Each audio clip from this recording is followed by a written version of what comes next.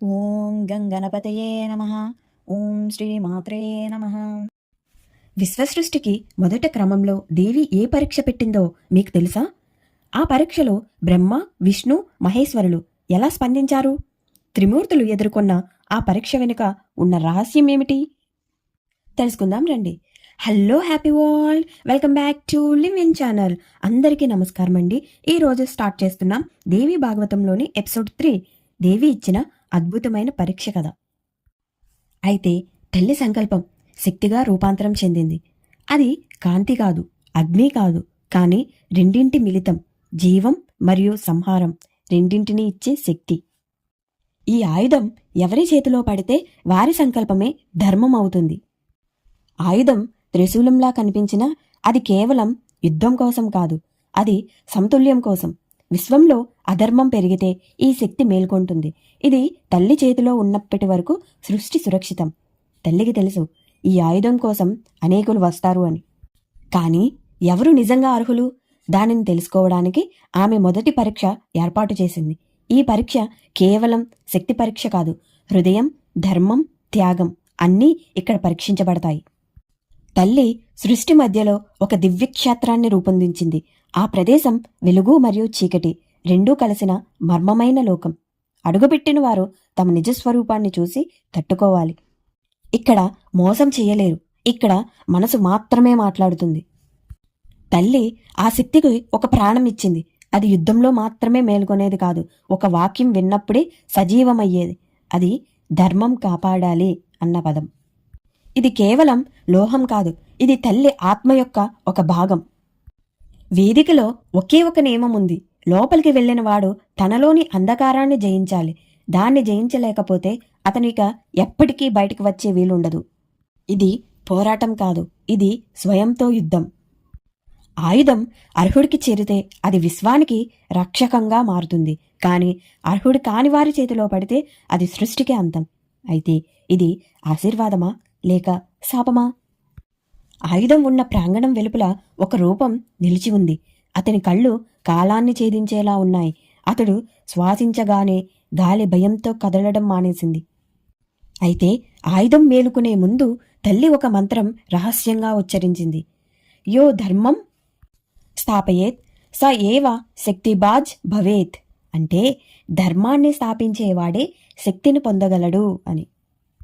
ఆయుధం వైపు అడుగు పడగానే కాలచక్రం కాస్త వేగంగా తిరగసాగింది. ప్రతి క్షణం ఇప్పుడు యుగాల విలువ కలిగి ఉంది. ఇది సాధారణ పరీక్ష కాదు, ఇది యుగాల యుద్ధం.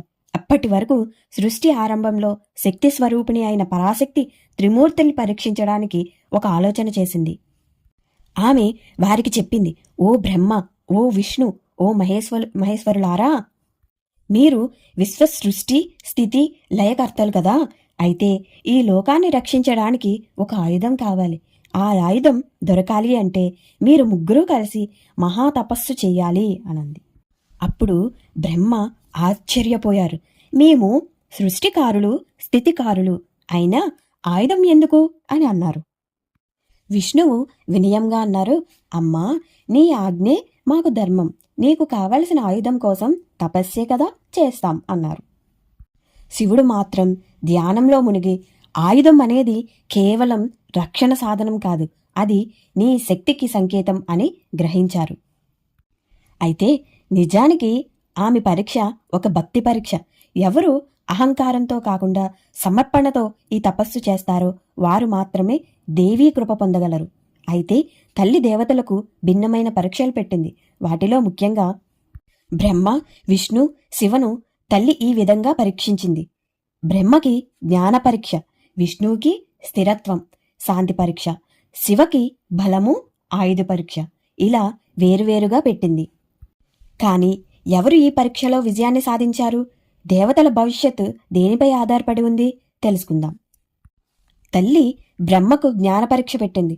పరీక్షలో బ్రహ్మకు అనంతమైన చీకటి కనిపించింది. ఏ దారిని వెళ్ళినా ఆ గమ్యం కనిపించలేదు. ఆ సమయంలో ఆయన లోపలే ధ్యానించి తల్లిని ఆశ్రయించారు. అప్పుడు తల్లి చూపిన వెలుగు ద్వారా జ్ఞానం పొందాడు.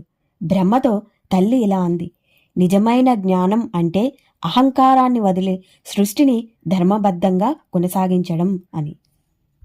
ఆ తరువాత విష్ణువుకు స్థిరత్వ పరీక్షలో మహాసముద్రం అలజడి మొదలైంది.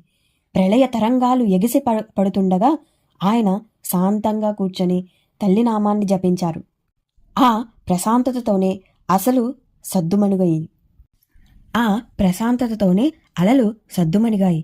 విష్ణువు స్థిరత్వ పరీక్షలో తల్లి ఇలా అంది, కష్ట సమయంలో మనస్సు ప్రశాంతంగా ఉంచడం అసలైన శక్తి అని. ఇంకా ఇప్పుడు శివుడు బలపరీక్షలో భయంకరమైన రాక్షస రూపం ప్రత్యక్షమైంది. శివుడు మొదట తన ఆయుధాన్ని ఎత్తినా ఆ తర్వాత ఆలోచించి శాంతి బాణాన్ని వదిలారు. అహింస శక్తి ముందు రాక్షసుడు కరిగిపోయాడు. అప్పుడు తల్లి ఇలా అంది, ఆయుధం శక్తి కాదు, దానిని ఉపయోగించే మనస్సు శక్తే ప్రధానమైనది. ఇలా బ్రహ్మ ధ్యానంతో జ్ఞానం పొందాడు. విష్ణువు సమాధానంతో స్థిరత్వం చూపించారు. శివుడు దయతో బలాన్ని రుజువు చేశారు. అమ్మ పరీక్షలతోనే త్రిమూర్తులు తమ తమ పాత్రలను స్పష్టంగా గ్రహించారు. ఈ విధంగా జగత్తు సృష్టి శ్రద్ధగా ముందుకు సాగింది. అమ్మ త్రిమూర్తుల మీద చేసిన పరీక్షలు సాధారణం కావు. వాటి వెనుక ఒక లోతైన సందేశం దాగి ఉంది. ఏమిటంటే, బ్రహ్మకి జ్ఞాన పరీక్ష ఎందుకంటే సృష్టికర్తగా ఉన్న ఆయనకు ఎల్లప్పుడూ వివేకం, నిజమైన జ్ఞానం కావాలి. కేవలం అహంకారం కాదు. తల్లి ఇచ్చిన జ్ఞానం ద్వారానే లోకాల నిర్మాణం పొందుతాయి కాబట్టి.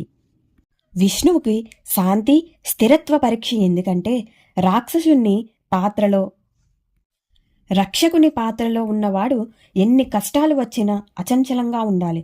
కోపం, అహంకారం అతని లోకరక్షణలో అవరోధం కాకూడదు అని. ఇక శివుడికి బలపరీక్ష ఎందుకంటే సంహారకర్తగా ఉన్న ఆయన శక్తి ఆయుధ బలం ద్వారా మాత్రమే ప్రపంచాన్ని శుద్ధి చేయగలడు. కానీ ఆ బలం సత్యానికి మాత్రమే ఉపయోగించాలి, వినాశానిక కాదు.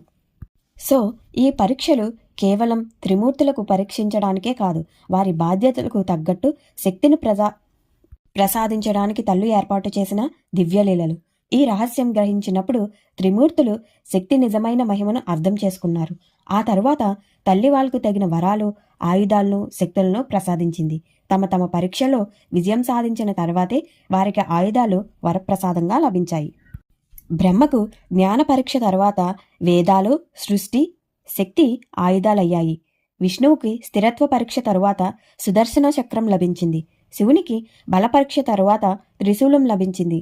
ఈ విధంగా త్రిమూర్తులకు ఆయా శక్తులు అమ్మవారి పరీక్షల ద్వారా ప్రసాదించబడిన దైవాయుధాలు. సో ఫ్రెండ్స్, ఈ విధంగా బ్రహ్మ, విష్ణు, శివుడు మనకి నిత్య జీవితంలో పరీక్షలు పెట్టడానికి ముందు వాళ్ళు అనేక సవాళ్లు ఎదుర్కొన్నారని, అలాగే ఎదుర్కొని వచ్చిన వారే, అందుకే వాళ్ళు దేవతలయ్యారు.